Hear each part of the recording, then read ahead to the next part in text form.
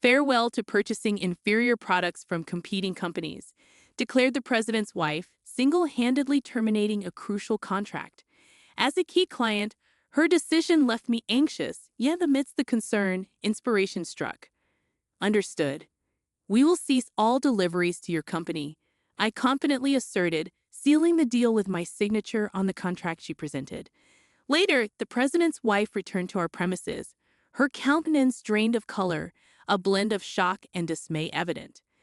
My name is Mia, aged 37, and I helm the company passed down from my grandfather, a bastion of stability with a roster of esteemed clients. To safeguard our legacy and workforce, I immerse myself in economic studies and business development.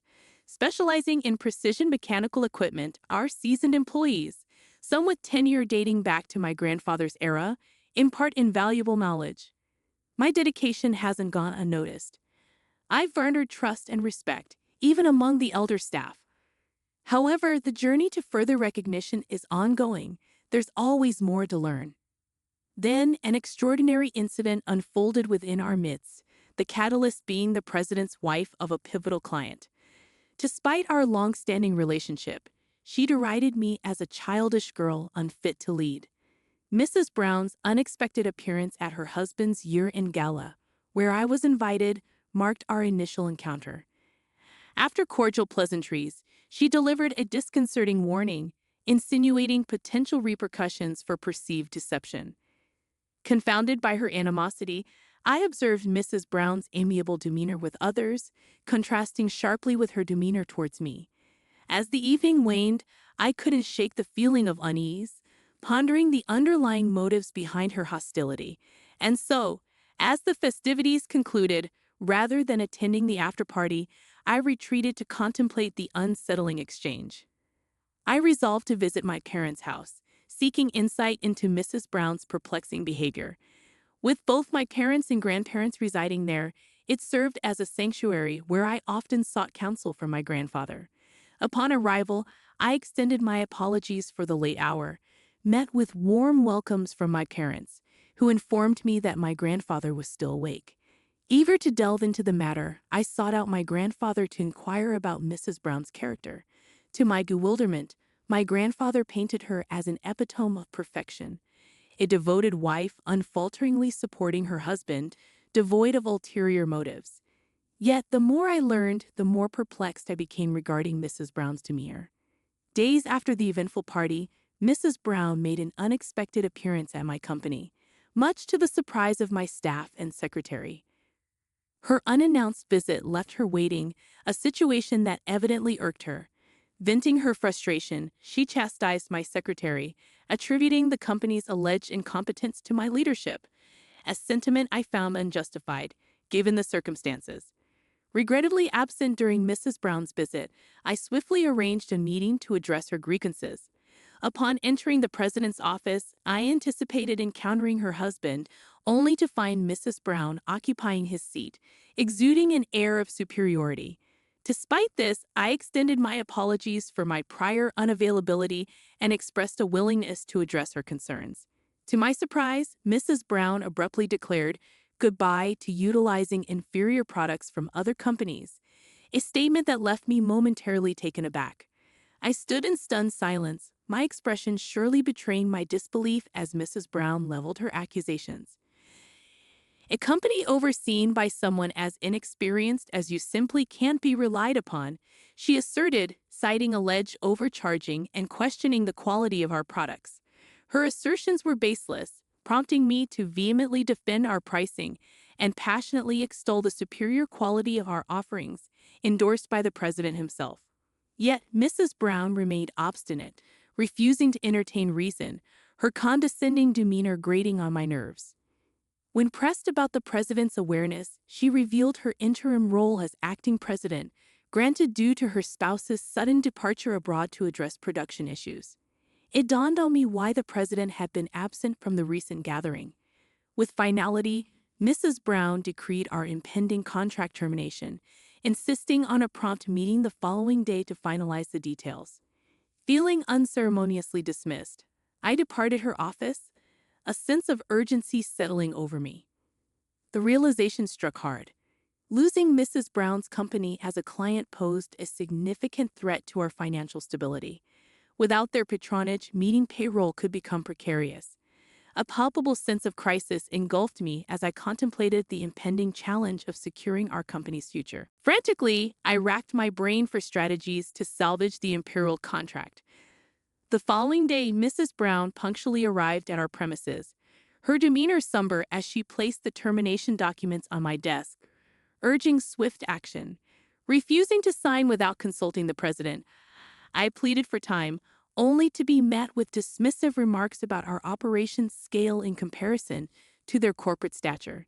Infuriated by Mrs. Brown's arrogant stance and the abrupt termination, I felt betrayed by the lack of remorse for severing our long-standing ties.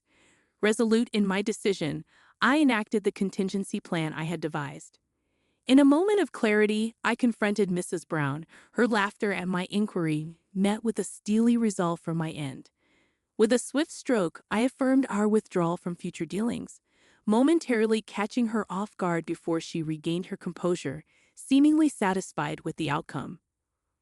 As Mrs. Brown departed, her self-satisfied demeanor evident, my secretary and I exchanged polite bows, concealing inner smiles. Reflecting on the situation, I couldn't help but feel a twinge of amusement, contemplating her oversight and hastily concluding the agreement. Following her departure, I extended gratitude to Mrs. Brown's husband via email, expressing appreciation for past collaborations. Moments later, a call disrupted the quiet of our office, signaling the beginning of a new chapter. I found myself caught off guard by the unexpected call, but quickly regained composure upon reading the president's email. Agreeing to his request for a meeting, I awaited his arrival alongside Mrs. Brown, her demeanor displaying clear discontent. Formalities exchanged, the president wasted no time in getting to the heart of the matter. Seated comfortably, I narrated the sequence of events leading to the contract termination, Mrs. Brown's abrupt decision, and my subsequent response. As I recounted my frustrations, the president's complexion paled, immediately offering a sincere apology. Mrs. Brown, visibly surprised by his reaction, attempted to intervene with a sharp rebuke, but the president's resolve remained firm. Against Mrs. Brown's objections, the president insisted on extending an apology, acknowledging the gravity of the situation. With a mixture of reluctance and disbelief, she reluctantly complied, her displeasure palpable. Turning to me, the president earnestly implored for reconsideration, highlighting the significant impact the termination would have on their company. Despite Mrs. Brown's silent disapproval, he continued to express remorse, underscoring their reliance on our partnership. As tensions simmered, it became evident that despite any potential repercussions, our company's significance to theirs couldn't be ignored. With a nod of understanding, I acknowledged the president's plea, signaling a potential pathway to reconciliation. I've already secured contracts with overseas companies to replace it. What's the problem with that? Mrs. Brown maintained her assertive stance. I couldn't help but sigh in exasperation at her demeanor. Witnessing my reaction, the president was visibly shocked, unleashing a furious reprimand upon Mrs. Brown. "You don't understand anything. How could you do this without consideration? We've had a faithful relationship with this company for 40 years. Do you understand the significance of that?" His words fell on deaf ears as Mrs. Brown laughed them off, asserting her disregard for old relationships. "So what? I don't care about old relationships. Cutting ties with this company will reduce costs, allowing us to lower the prices of our own products. It's all beneficial," she retorted, unyielding in her stance. The president's anger only intensified, regretting his decision to let her act as president. In a moment of triumph, Mrs. Brown's phone interrupted the confrontation. Brushing off the call with irritation, her demeanor shifted to panic and confusion. Sensing something amiss, I waited until she ended the call before inquiring about the issue. Seemingly overwhelmed, Mrs. Brown began to mutter about delayed and inferior goods from the overseas company. I couldn't help but mockingly laugh at her distress, explaining that such setbacks were to be expected. Our precision mechanical equipment boasted unique craftsmanship and technology, qualities that couldn't be replicated elsewhere. Confounded, Mrs. Brown demanded clarification. Firmly, I elaborated on the significance of our company's cultivated technology and craftsmanship, emphasizing that our products incorporated techniques unavailable elsewhere. It was a moment of realization for Mrs. Brown as she finally grasped the true value of our offerings. Confidently, I made my stance clear, prompting a shift in Mrs. Brown's demeanor from aggression to frustration and defeat. Maintaining my composure, I faced her with a triumphant expression, observing as she retreated into sullen silence, her demeanor akin to that of a sulking child. Curious about the motivations behind her actions, I pressed Mrs. Brown for an explanation. With a defined attitude, she began to unravel her intentions, her desire to pass the company to her son conflicting with her husband's plans. It became evident that her actions were driven by a misguided attempt to secure her son's future by positioning him as the company's president, a plan thwarted by her husband's opposition. Seizing an opportunity presented by overseas complications, Mrs. Brown had orchestrated a series of maneuvers to consolidate power and eliminate perceived threats, including severing long-standing partnerships and pursuing alternative contracts. However, her plans unraveled upon discovering her son's true aspirations, leading to a moment of reckoning. In a surprising turn, the president revealed their son's preference for pursuing agriculture, not business, an admission that left Mrs. Brown visibly shaken. Confronted with the reality of her son's desires, her resolve faltered and she sank to the floor in defeat. With sincerity, the president pleaded for a chance to rectify the situation, expressing a willingness to amend the terms of our contract. Extending a hand in reconciliation, I proposed a path forward on the condition that Mrs. Brown relinquish her involvement in the company's management. While the president's relief was palpable, Mrs. Brown remained embittered, insisting that the termination documents would stand. Despite her resistance, a glimmer of hope emerged as the possibility of reconciliation beckoned, marking a pivotal moment in our dealings with Mrs. Brown and her company. I stood firm in my decision not to invalidate the contract termination, a move driven by Mrs. Brown's unwavering ambition for her son to ascend to the presidency. Despite her stubbornness, I remained composed, suggesting she revisit the contract documents. In a pointed gesture, I drew attention to an overlooked detail, my signature placed outside the designated area. Mrs. Brown's silence spoke volumes as she grappled with the realization of her oversight. With a calm admonition, I underscored the importance of meticulousness in managerial roles, a trait seemingly lacking in Mrs. Brown's approach.